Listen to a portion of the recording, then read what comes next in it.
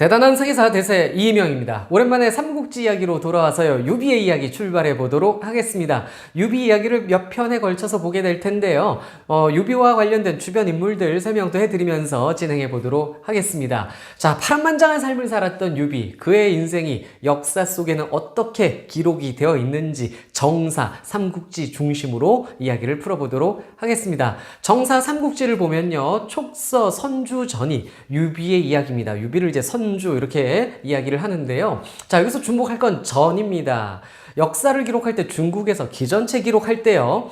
본기, 기가 들어가면은 기에 들어가면 이거는 제왕의 반열로 취급이 되는 그런 인물인 거죠. 그런데 지금 선주 전이라고 했잖아요. 전은요, 일반적인 주요 인물들을 전으로 구분을 합니다. 우리가 앞에서 원소전, 동탁전, 여포전의 이야기들을 봤었어요. 유비를요, 그런 반열에 넣은 겁니다. 구분을 그렇게 한 거예요, 이 진수가. 그리고 반대로 조조는요, 위서 무제 기로 들어가 있습니다. 즉, 조조를 제왕, 황제로 보는 것이죠. 이것은 진수라는 인물이 진나라 관리였잖아요. 근데 이 진나라가 조조 가족의 그 위나라에서 파생된 나라이기 때문에 위나라를 어떤 그 중심에 두고 역사 서술을 했다라고 볼 수가 있어요. 그래서 위나라의 뿌리가 되는 조조를 기의 반열, 그래서 무제 기로 구분을 해서 서술을 한 것이고요. 유비는 선주 전으로 구분을 한 것입니다. 그런데요, 구분은 이렇게 했지만 막상 또 서술을 보면요, 조조를 마냥 띄워준 건 아니에요. 유비를 좀 이렇게 좋게 써준 면도 있고 조조를 좀 깎아내려서 쓴 부분도 좀 있습니다. 그런 것들도 말씀을 좀 드려보도록 할게요. 자, 그럼 본격적으로 이야기로 들어가 보도록 하겠습니다. 유비의 자는요, 현덕입니다. 많이 알려져 있죠. 그래서 유현덕이라고도 불리고요. 탁군, 탁현 사람이고요. 그리고 한나라 황실의 후손으로 잘 알려져 있습니다. 한나라 황제의 경제 아들 중에 유승이란 사람이 있었는데 그의 자손이 유비인 것이죠. 유비의 할아버지가 유웅이고요. 아버지가 유홍인데요. 이 두 분은 말단 관리를 했었던 것 같아요. 그런데 할아버지 유홍은 현령의 자리까지는 올라갔었습니다. 그런데 유비가 어릴 때 아버지가 돌아가셨다고 해요. 그래서 가난한 삶을 살았습니다. 어머니를 모시고 어머니와 함께 집신을 짜고 자리를 짜면서 가난한 생계를 유지해 갔는데, 그런데 그가 살던 집 담 구석 모퉁이에 커다란 뽕나무가 자라고 있었대요. 잎도 무성하게 자란 아주 커다란 뽕나무가 보기 좋게 자라고 있었는데, 그래서 그 주변을 지나가는 사람들은 뽕나무를 보면서 감탄을 많이 했었고, 일부는 이 뽕나무를 보면서 이 집에서 귀인이 나타날 것이다, 이런 이야기도 했었다라고 합니다. 바로 그 귀인이 유비라는 것이죠. 이런 이야기가 정사삼국지 선주전에 써 있어요. 이 얘기는 잘 보면요, 왠지 진수가 유비를 좀 이렇게 띄워주고 있는 듯한 느낌이에요. 왜냐하면 조조의 이야기 위서 무제기를 보면요, 조조의 출생에 대해서 그 본말을 알 수 없다 이렇게 써놨는데, 그런데 유비에 대해서는 한나라 황실이고 그 다음에 뽕나무 이야기까지 하면서 귀인이 나타난다는 약간 이런 그 설화적인 이야기까지, 예언적 요소까지 넣어서 유비를 좀 이렇게 축혀 세우는 듯한 느낌이 좀 있습니다. 그래서 출생에 관해서는 조조를 좀 이렇게 깔고 유비를 좀 축혀준 그러한 진수의 서술을 좀 느낄 수 있습니다. 아무튼 유비가 가난하게 살았는데, 유비가 15살 때에 유비 어머니가 유비를 공부를 시키러 보냅니다. 유비의 스승이 노식이었고요. 함께 공부한 동문수학한 사람 중에 공손찬이 있었습니다. 그리고 유덕연이라는 사람이 있었는데, 이 유덕연의 아버지 유원기가 유비의 학비를 대줘요. 친척이었거든요. 그래서 이 친척 유원기의 도움으로 유비가 공부를 하게 된 겁니다. 그런데 이 유원기의 부인이 바가지 긁는 장면이 나와요. 아니, 왜 이런 아이 학비까지 다 대주느냐. 아내가 바가지를 긁었는데 유원기가 유비를 가리키며 이 아이가 평범하지 않소 라며 계속 공부를 시켰다라고 하는 거죠.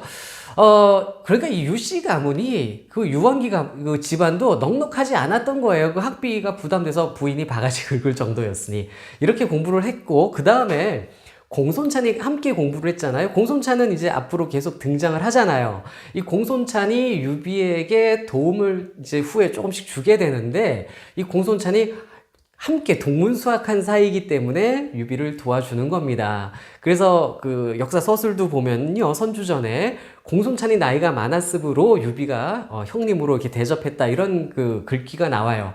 당연한 걸 써놨어요. 아니, 연장자면 당연히 형으로 모시죠. 그걸 뭐 굳이 그렇게 써놨는지 모르겠는데, 공손찬이 그런데 사실은요, 또 우리 삼국지에서 정사에서 보면요, 공손찬 전에 공손찬이 그렇게 좋게 써있진 않아요. 어떻게 써있냐면 공손찬이 교만하고 방자하고, 그리고 다른 사람의 단점을 잘 기억하고 장점은 잘 잃어버려서 사람들 많이 죽였다, 이런 내용이 나오고요. 그 다음에 사람을 막 시기해서 죽이는 장면도 나오고 그래요. 그래서 공손찬이 좋게 써있는 그런 인물은 사실은 아닙니다. 그런데 이제 선주전에 보면 유비한테 도움을 주긴 하죠. 그리고 정사 삼국지에는 유비의 인물됨에 대해서 써 있습니다. 일단 책 읽는 거 좋아하지 않았답니다. 그리고 개나 말을 좋아하고 음악 좋아하고 아름다운 옷을 좋아하고 그런 인물로 써 있어요. 그리고 손을 내리면 손이 무릎까지 닿았다라고 합니다. 무슨 침팬지도 아니고 팔이 엄청 길었나 봐요. 아니면 다리가 짧든지.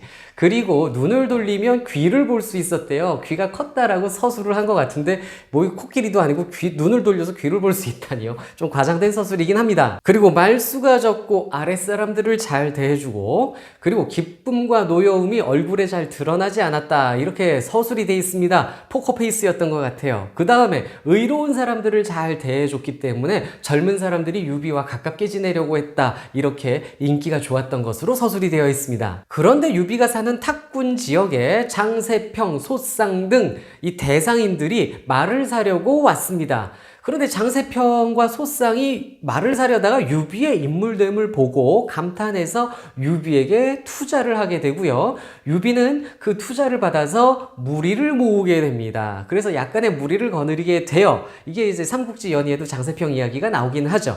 자, 이렇게 무리를 거느리고 있었는데 황건적 토벌할 일이 생긴 겁니다. 그래서 유비가 자기의 무리를 이끌고 황건적을 토벌하는데 공을 세웠고요. 그 공으로 인해서 안희현이라는 곳에 위라는 관직을 얻게 됩니다. 첫 관직을 얻는 장면이에요. 그래서 안희현의 현위라는 관직을 얻게 됐는데, 그런데 이 안희현에 도구라는 자가 나타납니다. 이 도구는 사람 이름이 아니고 관직 이름이에요.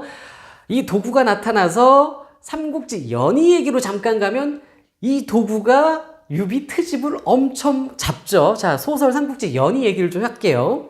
도구가 나타나서 유비를 이래저래 트집을 잡고 못살게 구는데, 목적은 뇌물을 받는 것이 목적이었어요. 뇌물 주면 얘가 이제 트집 안 잡고 갈 것 같은데, 와서 유비가 뇌물을 안 주니까 트집을 잡는 거예요. 그 꼴이 보기 싫었던 장비가 유비 자리 비운 사이에 도구를 묶어놓고 개패듯 패버리지요. 이게 소설 삼국지 연의에서 재밌는 장면으로 이렇게 나와요. 유비가 와서는 도구가 장비한테 의도 터진 걸 보고 풀어주고 이 도구를 꾸짖어서 살려보내기는 하죠. 그리고 유비 삼형제가 도망을 치게 됩니다. 도구를 팼으니, 관직에 있는 사람을 팼으니 도망쳐야죠. 그런데 정사삼국지에는 어떻게 나오냐면요, 도구가 안희현에 온 건 사실이에요. 그런데 유비가 안희현에 온 도구를 만나고자 청했는데, 그런데 도구가 유비를 만나주지 않았대요. 그래서 유비가 화가 나서 유비가 찾아가서 도구를 곤장 200대를 패버렸다라고 정사삼국지에 나옵니다. 이렇게 장비가 때린 게 아니고요, 유비가 때린 거예요. 오히려 유비가 더욱 깡패 짓을 한 그런 장면인데, 삼국지 연의에서는 이렇게 유비 좀 나쁜 건 안 써요. 좀 이렇게 나쁜 이야기들은 장비한테 몰아준 그런 경우가 좀 있거든요. 그래서 장비가 소설에서는 도구 팬 사람인데 정사에선 유비가 팬 겁니다. 그런데 패놓고 유비가 관직 버리고 이제 도망을 치게 되는 것이죠. 정사 삼국지를 보면요, 여기까지 전혀 뭐 장비가 뭐 때린 이야기도 안 나오고 관우 얘기도 안 나와요. 도원결이 이런 거 아예 안 나옵니다. 그냥 유비가 패고 도망친 얘기까지가 나오는 것이죠.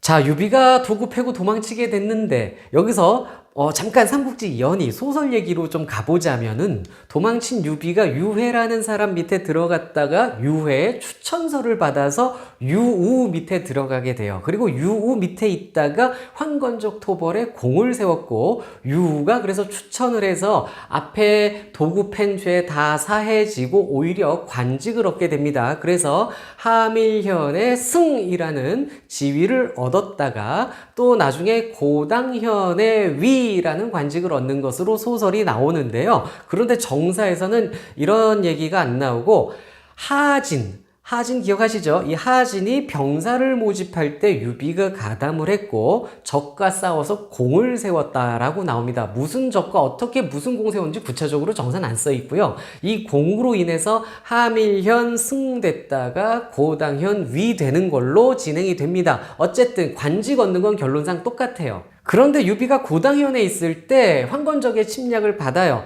그래서 패배를 하게 되고요. 유비가 도망쳐서 공손찬한테 가게 됩니다. 당시 공손찬은 이제 중랑장 직위에 있었는데 이 공손찬에게 도망가게 되거든요. 이 스토리가 정사에만 나오고요.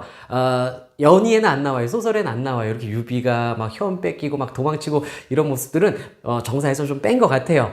자, 공손찬 밑에 들어가 있었는데 공손찬이 이제 표를 올려서 별부사마라는 직책을 유비가 갖도록 해줍니다. 이 별부사마 관직에 있을 때 공손찬은 유비를 진해라는 사람하고 같이 활동을 하게 해요. 진해는 청주자사였어요. 그래서 유비가 진해 밑으로 청주자사에게 이제 간 거예요.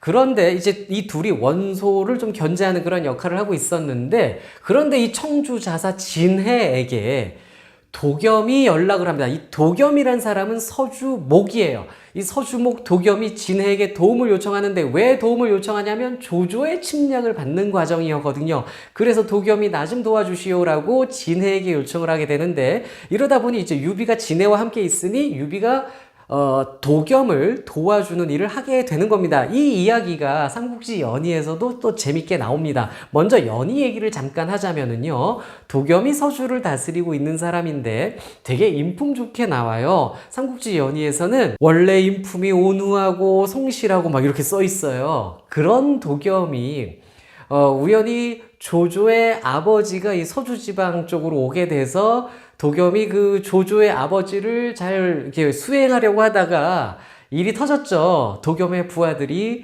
이 조조의 아버지를 죽이는 일이 발생을 한 거예요.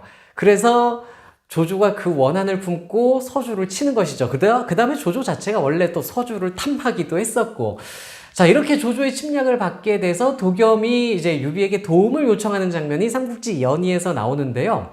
그런데 정사에서는 사실 여기서 잠깐 도겸전 이야기를 하면 정사 삼국지에서 도겸은 완전 쓰레기예요. 완전 쓰레기. 도겸에 대해서 어떻게 써 있냐면요, 도의를 위배하고 감정에 따라 행동하고 아첨하는 사람 좋아하고 뭐 형벌을 이제 집행할 때 형평성이 전혀 없고 공정하지 않고 선량한 사람 박해하고 소인배 뭐 가까이 하고 막 이렇게 다 쓰레기처럼 써 있고요. 심지어 궐선이라는 사람이 어느 지방에서 황제를 칭하고 있었는데 걔랑 손잡고 주변을 막 약탈했대요, 도겸이. 그리고 나선 궐선 자체를 또 도겸이 죽여버립니다. 그래서 이 도겸이 완전 쓰레기로 삼국지에 나와요. 정사 삼국지. 그런데 소설 삼국지 연희에서 완전 다른 사람이죠. 굉장히 인자하고 막 이런 사람으로 나옵니다. 아무튼 조조의 침략을 받은 건 팩트예요.